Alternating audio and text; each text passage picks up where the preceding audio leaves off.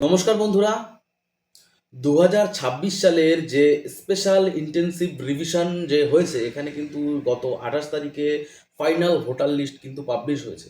কিন্তু এখানে কিন্তু সাধারণ মানুষ অনেক কিন্তু বিভ্রান্তের মধ্যে আছে। কারোর ভোটার কার্ডের পাশে কিন্তু ডিলিট অপশন দেখাচ্ছে, কারোর ভোটার কার্ডের পাশে কিন্তু আন্ডার অ্যাডজাস্টিগেশন দেখাচ্ছে। তো এখানে আপনাদের কি করণীয়? তো বন্ধুরা, এখানে কিন্তু আপনাকে সর্বপ্রথম আমি বলে রাখি, যাদের আন্ডার অ্যাডজাস্টিগেশন দেখাচ্ছে তাদের কোনো কিছু করার আপাতত দরকার নেই। আবারও কিন্তু এই মাসের লাস্টের দিকে ভোটার লিস্ট পাবলিশ হতে চলেছে, সেখানে দেখুন আপনাদের কি হয় না হয়, তারপরেই আপনারা দ্বিতীয় স্টেপ নেবেন। আর যাদের ভোট ডিলিট হয়ে গেছে, তো তাদের কিন্তু একটা করণীয় আছে, সেটা হচ্ছে আপনাদের কিন্তু ফর্ম নম্বর 6 আপনাদের কিন্তু ফিল আপ করতে হবে। তো আমাকে কিন্তু অনেকেই কমেন্ট করে জানিয়েছিলেন যে ফর্ম নাম্বার 6 ফিল আপ করার বিষয়ে। আমি আজকেই সেটা আপনাদের দেখাবো কিভাবে আপনারা ফর্ম নাম্বার 6 আপনারা ফিল আপ করবেন।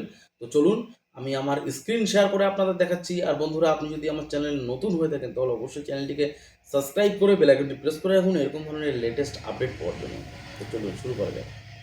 তো এর জন্য আপনাকে কিন্তু চলে আসতে হবে যে ভোটারের যে পোর্টাল আছে, সেখানে আসার জন্য আমি সরাসরি আসার জন্য আপনাদের কিন্তু ডেসক্রিপশনে লিঙ্ক দিয়ে রাখবো। তো এখান থেকে যে নিউ ভোটার অ্যাপ্লিকেশন যে ফর্ম নাম্বার 6, এইখানে এসে কিন্তু আপনাদের এই ঘরগুলো কিন্তু আপনাদের পূরণ করতে হবে। তো প্রথমেই আপনারা চলে আসবেন, এখানে কিন্তু আপনাকে স্টেট চুজ করে নিতে হবে। স্টেট চুজ করে নিয়ে আপনাকে কিন্তু ডিস্ট্রিক্ট চুজ করতে হবে।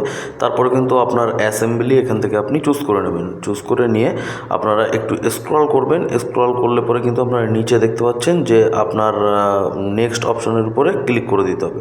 নেক্সট অপশনের উপর ক্লিক করে দিলে পরে কিন্তু এবারে এখানে কিন্তু ক্যান্ডিডেট যার আপনি আবেদন করতে চাইছেন তার কিন্তু নাম এখানে কিন্তু বসাতে হবে।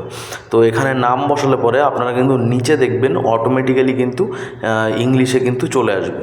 তো তারপরে এখান থেকে আপনারা তার বাবার নাম দিচ্ছেন না মায়ের নাম দিচ্ছেন সেটা চুজ করে নেবেন, নিয়ে তার নামটাও কিন্তু সেম সেইভাবে বসিয়ে নেবেন।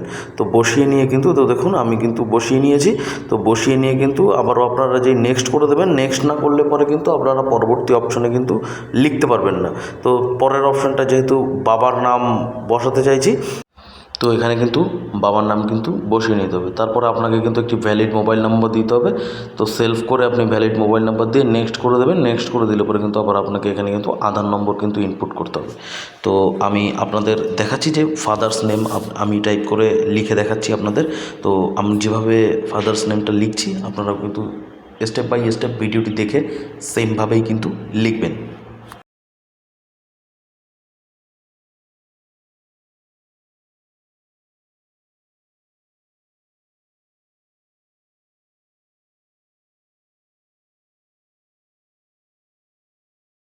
লিখে নিয়ে এখানে কিন্তু আপনাকে সার নেম লিখতে হবে। তো দেখুন আমি কিন্তু সার নেম মানে টাইটেল সেটাও কিন্তু আমি লিখে নিচ্ছি, আর অটোমেটিক্যালি কিন্তু নিচে বাংলা চলে এসছে। নেক্সট করলে পরে কিন্তু আপনাদের সে কিন্তু মোবাইল নম্বর কিন্তু সেলফ করার পর এখানে কিন্তু আপনাদের মোবাইল নম্বর বসানোর জন্য কিন্তু অপশান আসবে। তো সেখানে কিন্তু মোবাইল নম্বর আপনারা কিন্তু বসিয়ে দেবেন। তো দেখুন আমি মোবাইল নম্বর বসিয়ে দিয়েছি। আবারও কিন্তু আমি নেক্সট করে দিচ্ছি। নেক্সট করে দিয়ে এবার কিন্তু এখানে আধার নম্বর সিলেক্ট করতে হবে। তো এখানে কিন্তু আধার নম্বর আমি কিন্তু বসিয়ে নিচ্ছি। তো আপনারা দেখতে পাচ্ছেন আধার নম্বর বসানো হয়ে গেলে পরে কিন্তু আপনাদের যে স্টেপই আপনারা পূরণ করেন না কেন, আপনাদের কিন্তু নেক্সট অপশনের উপর ক্লিক করতেই হবে। তারপর এখান থেকে আপনারা জেন্ডার সিলেক্ট করতে হবে। জেন্ডার সিলেক্ট করে নিয়ে এখানে আপনারা ডেট অফ বার্থ সিলেক্ট করবেন। তো দেখুন প্রথমে ডেট, তারপরে মাস, তারপরে কিন্তু ইয়ার আপনাদের যেরকমটা আছে আপনারা এখানে ক্যালেন্ডারের উপর ক্লিক করেও কিন্তু খুঁজে কিন্তু বসাতে পারেন, আবার কিন্তু আপনারা টাইপ করেও কিন্তু লিখে দিতে পারেন। তো এবার কিন্তু এখানে ডেট অফ বার্থ প্রুফের জন্য এখানে কিন্তু একটি ডকুমেন্টস আপনাকে সিলেক্ট করতে বলছে। আমি আধার কার্ড সিলেক্ট করে আমি কিন্তু ডকুমেন্টসটা কিন্তু আপলোড করে দিয়েছি। তারপরে আবারও আপনারা নেক্সট করবেন। এটা কিন্তু হচ্ছে অ্যাড্রেসের ঘর। তো এখানে কিন্তু আপনাকে অ্যাড্রেস, সম্পূর্ণ অ্যাড্রেস কিন্তু লিখতে হবে। তো আমি অ্যাড্রেস এখানে হাউস নম্বরের জায়গায় আমি কিন্তু পার্ট নাম্বারটা লিখে দিয়েছি। তারপর কিন্তু আপনার যে মহল্লা, রোড, পাড়া যেটা আছে সেটা আপনারা এখান থেকে লিখে দেবেন। তারপরে আপনারা ভিলেজ লিখে দেবেন। আর প্রত্যেকটার কিন্তু নিচে কিন্তু বাংলা কিন্তু অটোমেটিক্যালি চলে আসবে। তো যদি কোনো রকম স্পেলিং মিস্টেক হয় আপনারা কিন্তু ঠিক করে দিতে পারেন। তারপর এখান থেকে আপনারা পোস্ট অফিস দেবেন। পোস্ট অফিসের পর কিন্তু এখানে আপনাকে পিনকোড বসাতে হবে। তো দেখুন পিনকোড নাম্বার বসিয়ে দিয়েছি। এবার কিন্তু আপনাদের মণ্ডল বসাতে হবে। মণ্ডল মানে আপনার বিধানসভা ক্ষেত্রের নাম। তো বিধানসভা ক্ষেত্রের নাম কিন্তু এখানে আমি টাইপ করে লিখে দিয়েছি। তারপর কিন্তু ডিস্ট্রিক্ট অটোমেটিক্যালি কিন্তু চলে এসছে, স্টেটও কিন্তু চলে এসছে। এবার কিন্তু এখান থেকে একটি ডকুমেন্টস আপলোড করতে হবে আবারও অ্যাড্রেস প্রুফ হিসেবে।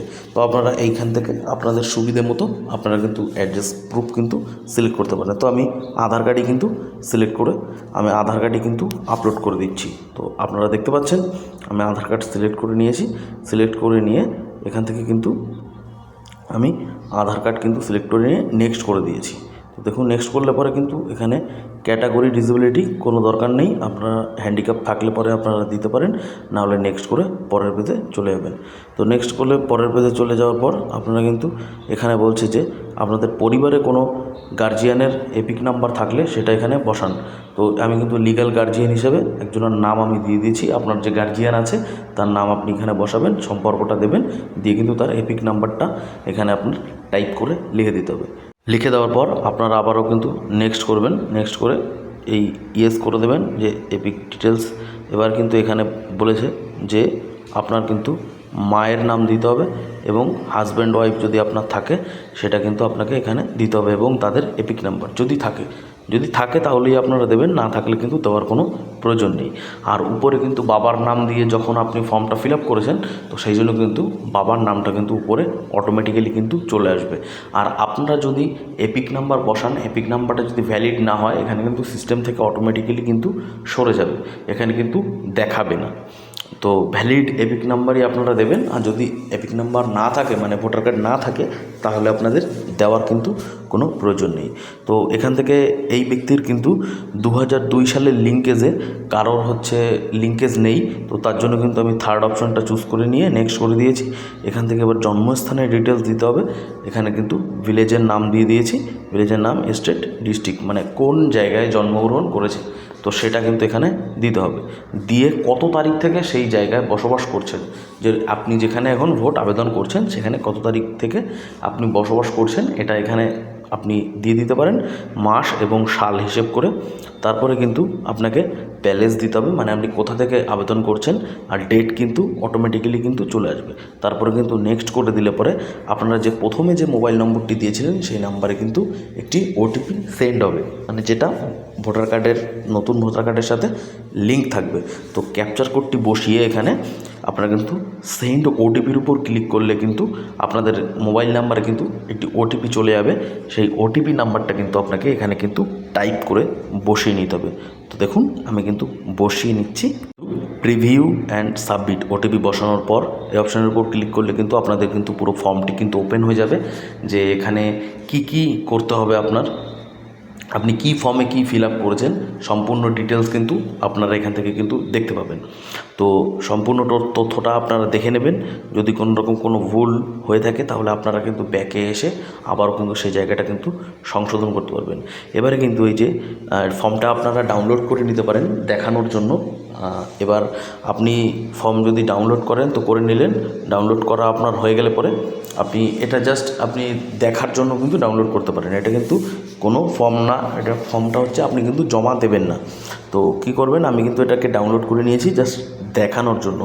তো এবার এখান থেকে কিন্তু এই যে ই সাইন মোডে যে সাবমিট অপশানটি আছে এই অপশানটির উপর কিন্তু আপনাকে কিন্তু ক্লিক করতে হবে, মানে আপনার কিন্তু ভোটার কার্ড আবেদন হোক বা কারেকশান আপনার কিন্তু ই সাইন মোডে করতে হবে, কারণ আপনার আধার কার্ডে মোবাইল নম্বর লিঙ্ক না থাকলে কিন্তু আপনি কোনো রকম কোনো আবেদন কিন্তু করতে পারবেন না। তো সেই জন্য আমি ক্লিক করে দিয়েছি। ক্লিক করার সাথে সাথে কিন্তু এরকম একটি ই সাইন মোডের অথেন্টিকেশন পেজ কিন্তু চলে এসছে। তো এখানে আপনাকে কী করতে হবে, আপনাকে কিন্তু যে ক্যান্ডিডেটের আপনি আবেদনটি করছেন তার আধার কার্ড নাম্বার কিন্তু এখানে বসাতে হবে এবং তাদের কিন্তু রেজিস্টার্ড মোবাইল নাম্বারে একটি ওটিপি কিন্তু সেন্ড হবে। তো তা না হলে কিন্তু আপনার ফর্ম কিন্তু সাবমিট হবে না।